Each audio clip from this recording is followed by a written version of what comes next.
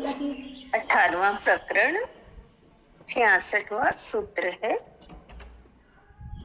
इसमें हमें कह रहे हैं, सदैव आकाश के समान निर्विकल्प ज्ञानी को कहाँ संसार है।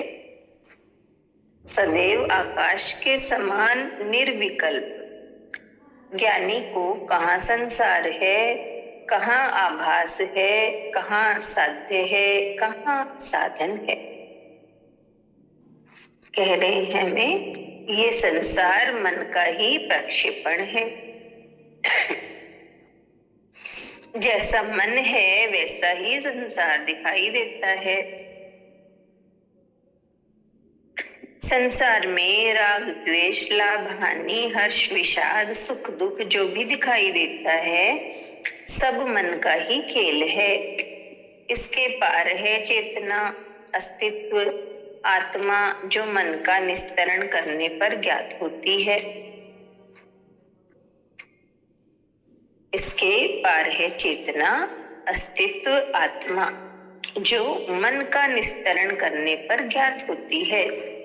यह चेतना आकाश की भांति स्वच्छ निर्मल निर्दोष है, निर्विकल्प है, किंतु वह मन रूपी विचारों के बादलों से घिरा होने के कारण दिखाई नहीं देता, किंतु वही समस्त सृष्टि का आधार है।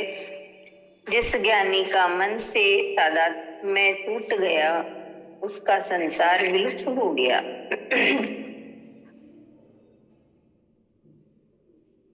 उसकी भ्रांति मिट गई, वो सत्य को उपलब्ध हो गया, वो साक्षी एवं दृष्टा हो गया, उसे वह सब मिल गया जिसे पाना था। ऐसे ज्ञानी के लिए न कोई साधना रह जाती, न साध्य, न स्वर्ग, न मोक्ष, न आत्मा, न परमात्मा। जहां पहुंचना था पहुंच गया, क्षुद्र छूटकर विराट हो गया, मुक्त हो गया।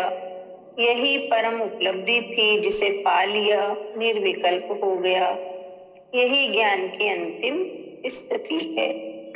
इतना ही है जिसमें हमें बता रहे हैं ये सारा संसार मन का ही प्रक्षेपण है। मन के कारण ही ये संसार दिखता है। जैसा मन है वैसा संसार दिखता है। राग द्वेष लाभ हानि सुख दुख सब मन के ही खेल हैं और इसके पार चेतना है, आत्मा है जो मन का निस्तरण करने पर ज्ञात हो जाती है। यानी आत्मा या चेतना का अनुभव कब होता है? जब मन नहीं रहता, अमन हो जाता है। लेकिन कहा ये चेतना जो है आकाश की भांति है, स्वच्छ निर्मल निर्दोष, लेकिन मन रूपी विचारों के बादलों के कारण घिरे होने के कारण दिखाई नहीं देती। लेकिन ये सारी सृष्टि का आधार वही चेतना है। और जिस ज्ञानी का मन से संबंध या तादाद में हट गया उसका संसार विलुप्त हो जाता है, भ्रांति मिट जाती है, सत्य को उपलब्ध हो जाता है, वो साक्षी दृष्टा हो जाता है। इसलिए ज्ञानी के लिए कोई साधना, कोई ना स्वर्ग मोक्ष आत्मा परमात्मा कुछ भी नहीं। नविता बताएंगी।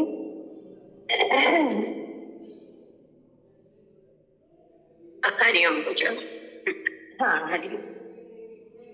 आज के सूत्र में बताया कि संसार क्या है, तो कहा कि मन का प्रक्षेपण ही संसार है और जैसा जिसका मन होता है वैसा ही उसको संसार दिखाई देता है।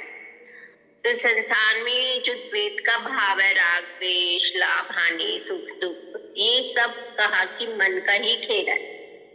और मन के पार कहा कि चेतना है या वो आत्मा है या कहें अस्तित्व है, जो कि मन का निस्तरण होने पर ज्ञात होती है।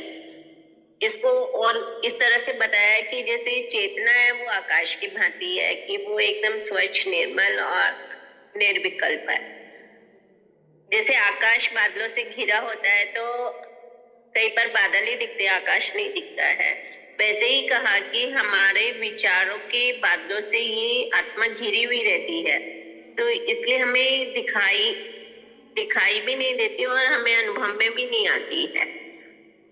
तो यहाँ पे ये कहा कि हालांकि वो ही जो आत्मा है या जो वो चेतना है वो ही सृष्टि का आधार है, फिर भी खाली विचारों की बातों से घिरी होने के कारण हम उसको समझ नहीं पाते, उससे जुड़ नहीं पाते हैं। तो यहाँ पे यही कहा कि ज्ञानी का मन जो अज्ञानी की स्थिति कैसी हो जाती है, ज्ञानी का मन से तादाद में हट जाता है, यानी कि मन से परे हो गया, वो मन ही नहीं रहा, यानी विचार ही नहीं रहे उसके, तो उसका जो संसार है, कहा ना मन से ही संसार है, तो जब मन ही नहीं रहा तो कहा संसार भी हट गया, भ्रांति भी हट गई, तो वो ही सत्य को उपलब्ध हो जाता है। कि जैसे कहा कि वो ही साक्षी और दृष्टा हो जाता है, यानी कि उसके लिए अब न कोई साधना रही, न कोई साध्य, न कोई मोक्ष, न कोई स्वर्ग, न कोई आत्मा, न कोई परमात्मा, मतलब यानी कि ये परम स्थिति है जहाँ पे वो पहुंच जाता है, यानी क्षुद्र छूट गया उसका और वो विराट हो गया और विराट में ही लीन। हरिओम। हाँ, हरिओम।